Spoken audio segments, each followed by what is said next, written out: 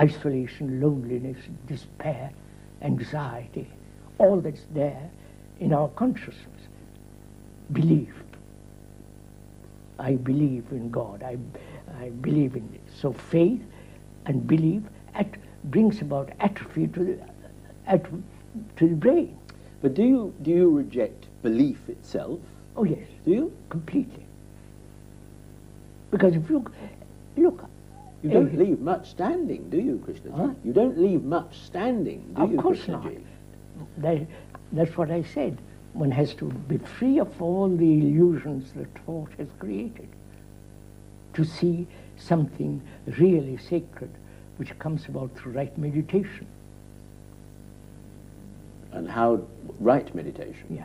And what is right meditation? You suggest that there is also a wrong meditation. Oh, all the meditations that are being put forward now by the gurus and all the rest of it is nonsense. Why? Because first you must put the house in order. But isn't this the way to put the house in order? You see, that's wrong. They think by meditating you put the house in order. Yes. No? No. Not so? No. On the contrary, you must put the house in order, which is house, you understand? Yes. House in order. Then otherwise if you don't, it becomes an escape. But we need, surely, to escape from the ego, from the self, from these desires, these demands in ourselves. Surely the silence of meditation is a valuable path to that, isn't it? You see, please, the question of meditation is very complex.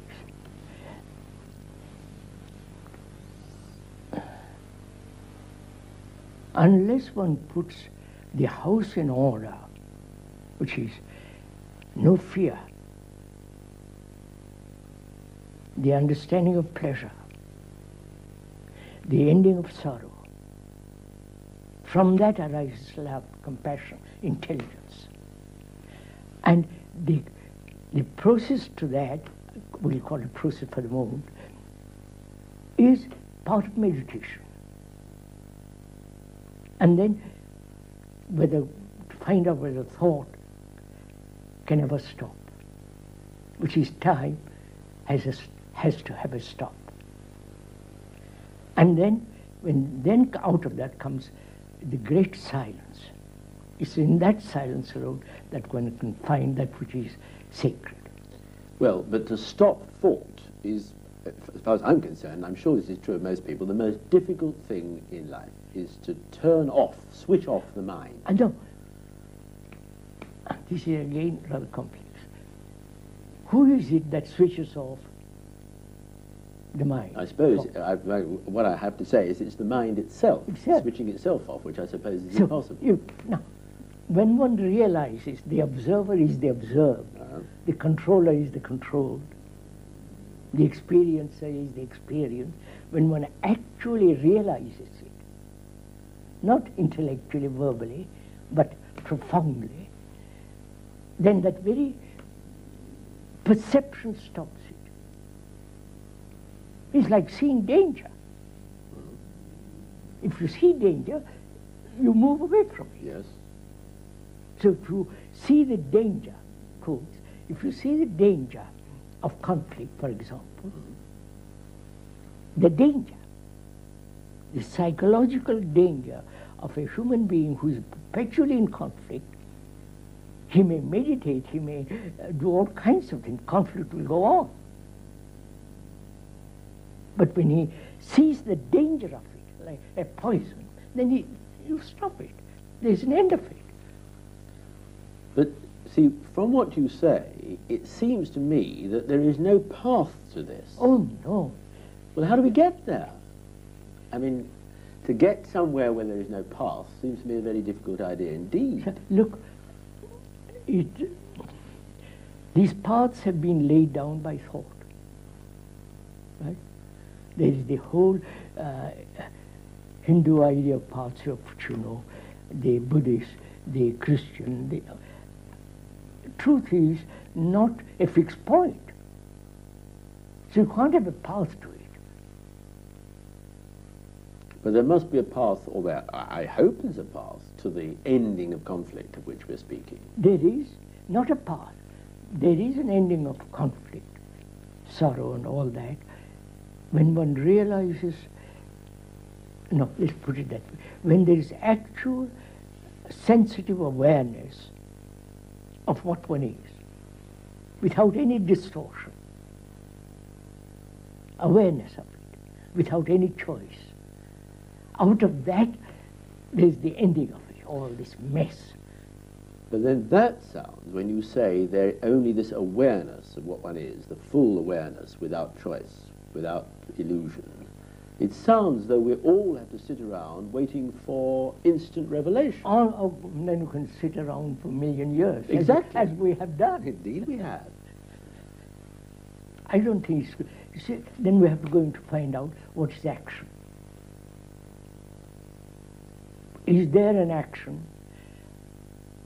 which doesn't create conflict, in which there is no regret, which under all circumstances, whether it's when one lives in a poor society or an affluent society, it has action that must be always correct. To find that out, one has to go into the question of what is actual action is now. Is either idealistic action,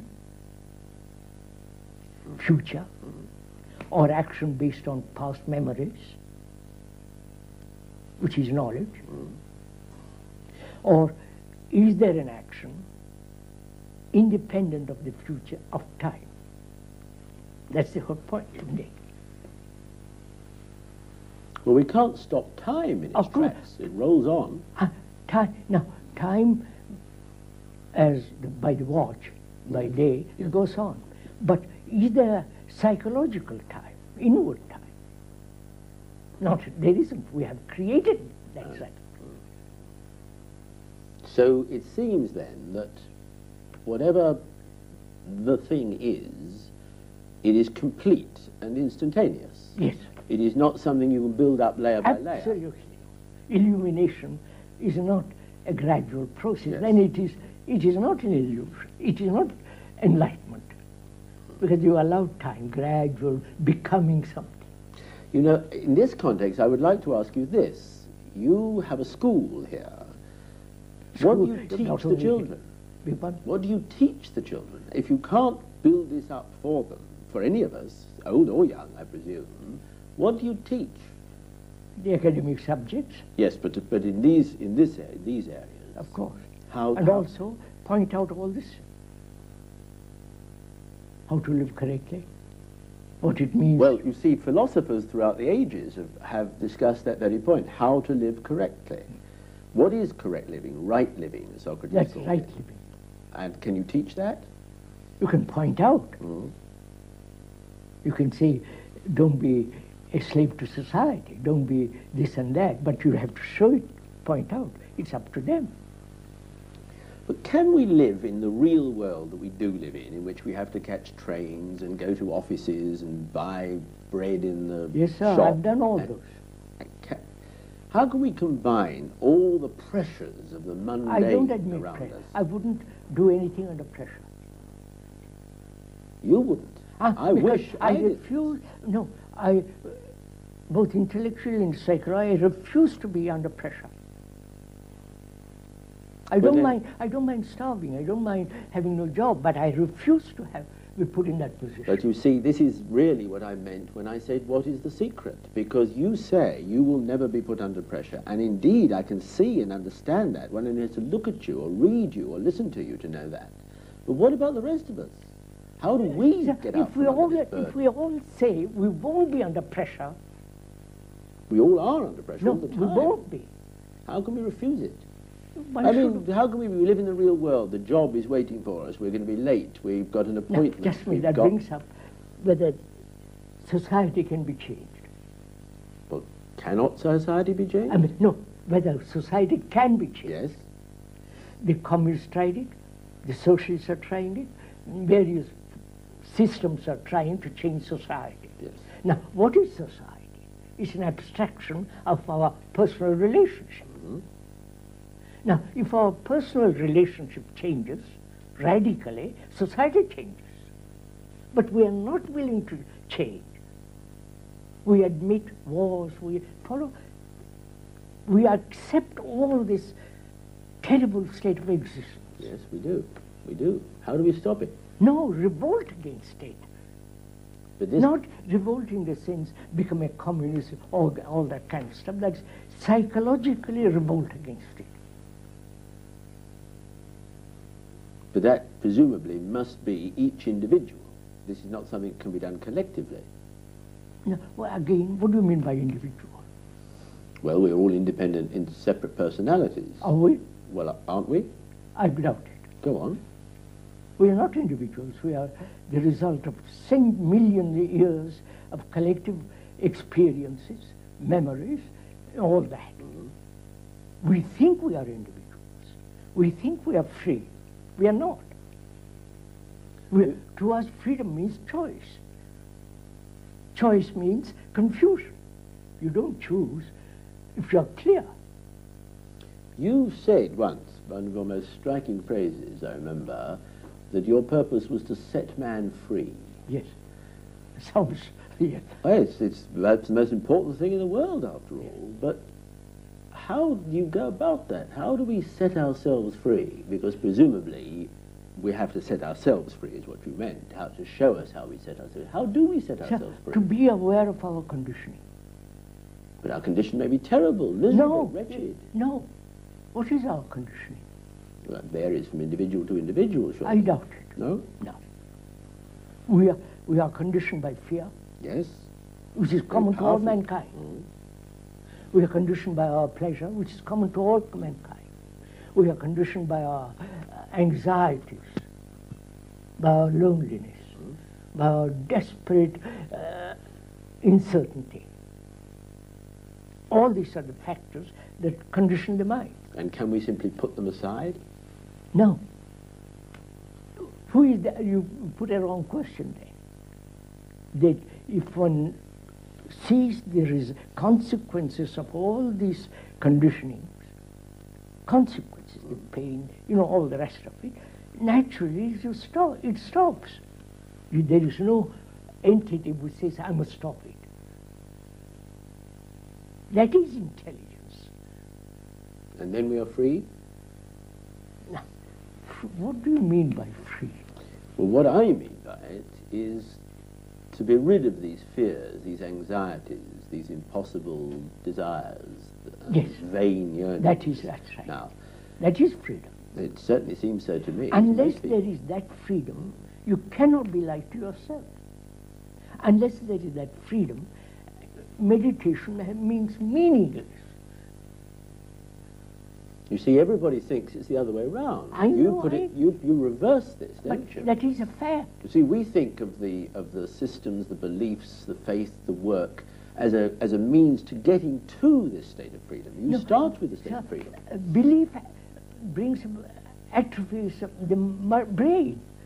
If you keep on repeating as they do, your brain is atrophied.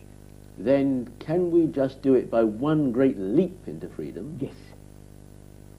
That is, to have insight into all this. Instantaneously? Yes. And any of us can do it? Anybody who is attentive, who is inquiring, exploring, trying to understand this terrible confusion of life. At any age? No. You're putting... No, of course not. A baby can't do it. No. A child can't do it. But we don't have to spend a lifetime in practicing. Forgotten, of course not. Then death is waiting for you. It's waiting for all of us. For all of us. Thank you very much, Krishnamurti.